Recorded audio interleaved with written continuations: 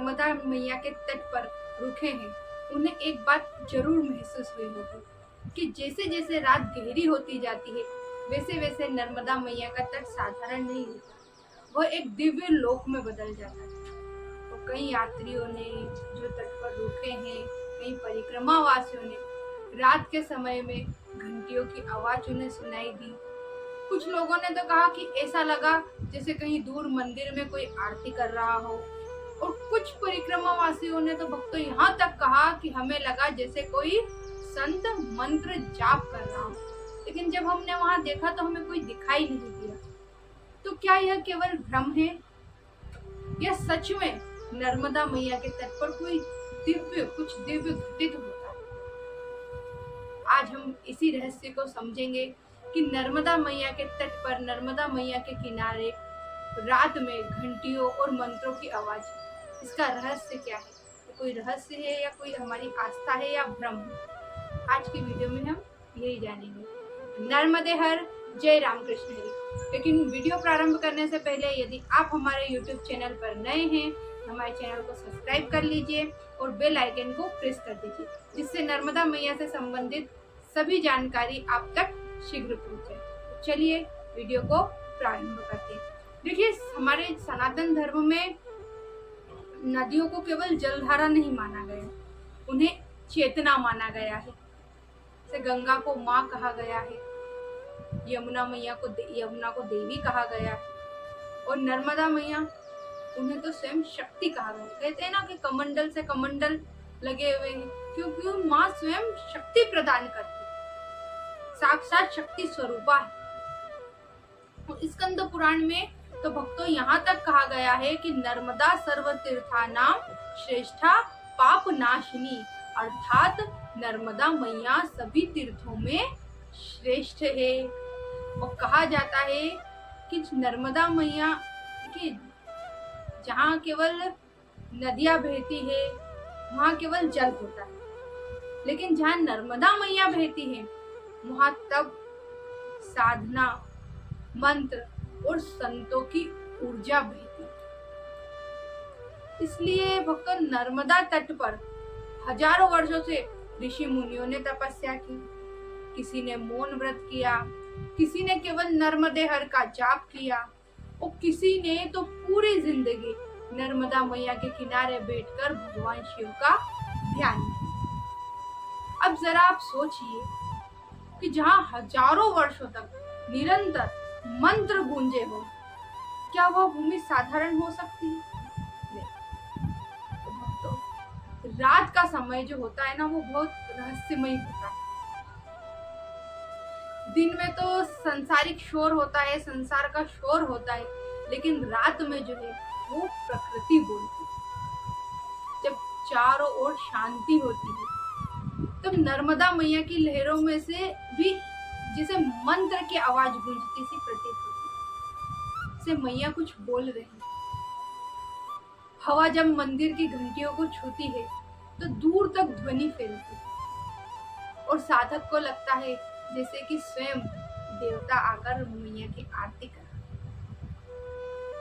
लेकिन सिर्फ यही बात नहीं है भक्तों, नर्मदा परिक्रमा करने वाले अनेक संत बताते हैं कि रात के समय कुछ स्थानों पर अद्भुत दिव्य अनुभूतियां भी होती है।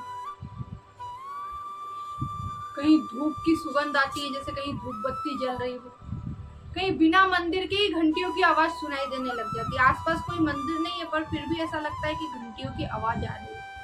और कहीं तो ऐसा लगता है जैसे कोई अदृश्य साधु मंत्र जाप कर रहा हो, अर्थात उन्हें साधु किसी के मंत्र जाप की आवाज आती है पर कोई दिखाई नहीं देता।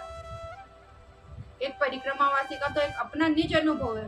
कहा कि रात का समय था, मैं अकेला बैठा था, नींद नहीं आ रही थी, अचानक मुझे हर हर नर्मदे का शोर सुनाई देने लगा। ध्वनि उनके कानों में पड़ने लगी।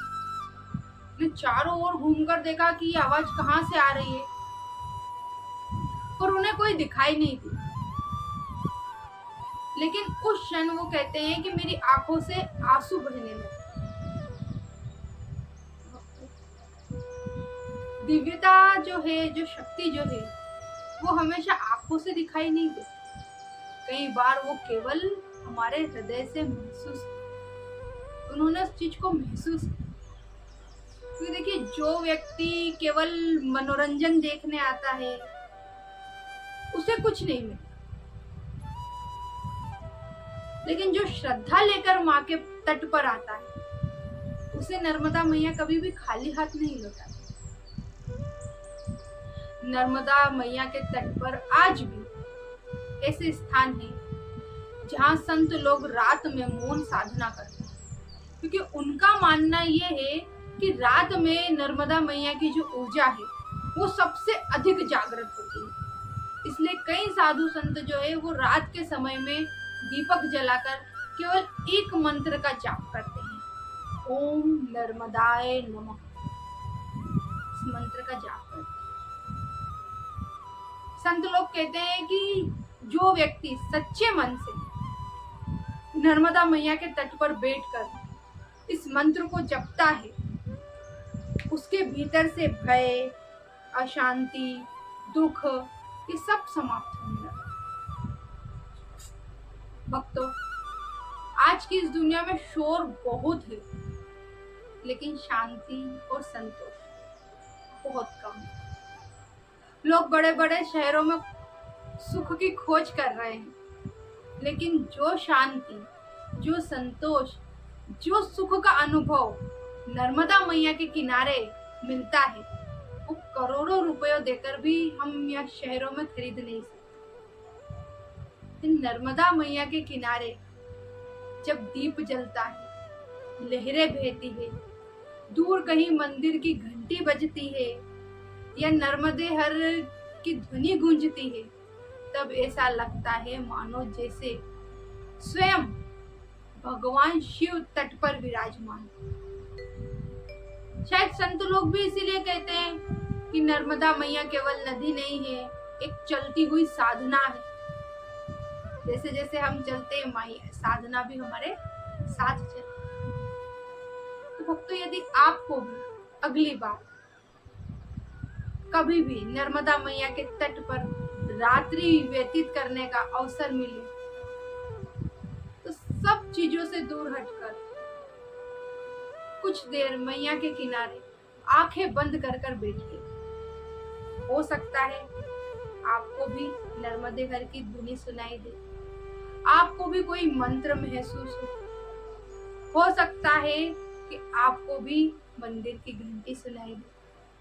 तो उस रात आपकी आत्मा पहली बार सच्ची शांति को छूए। आप भी यदि हम नर्मदा मैया के तट पर जाएं तो ये अनुभव अवश्य करें। और ये जानकारी आपको अच्छी लगी हो तो वीडियो को लाइक करें, शेयर करें।